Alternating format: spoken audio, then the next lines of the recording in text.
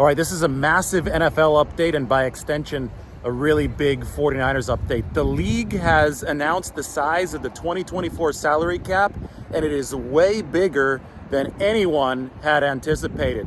Probably can thank the Taylor Swift effect because the salary cap is tied to league revenues for the previous year. The cap is going to be $255.4 million this season. For context, people were initially expecting 243 million.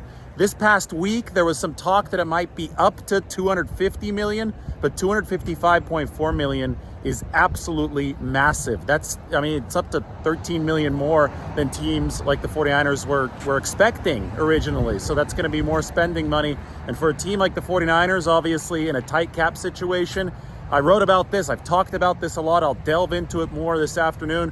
But it means for sure they're going to be able to keep their star core around. Obviously, with somebody like Brandon Ayuk, you still might consider a trade if you're blown away for him. But it's just going to be easier to maneuver both with him and with everybody else that needs some money this year, and with the Brock Purdy situation coming up in 2025.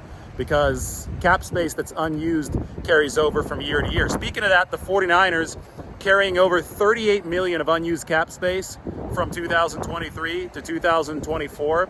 That means that their adjusted cap is about 293 million.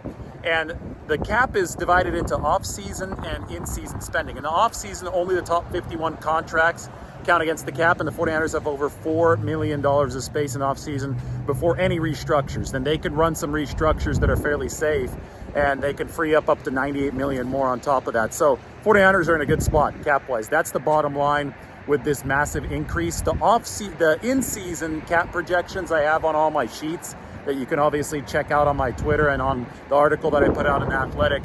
For the in-season projections, I think the 49ers are also in a solid spot. I expect a restructure or two to be necessary for them to do what they need to do, but they can go out there. They might be able to sign Chase Young to a one-year deal now if that's something that's possible on the market.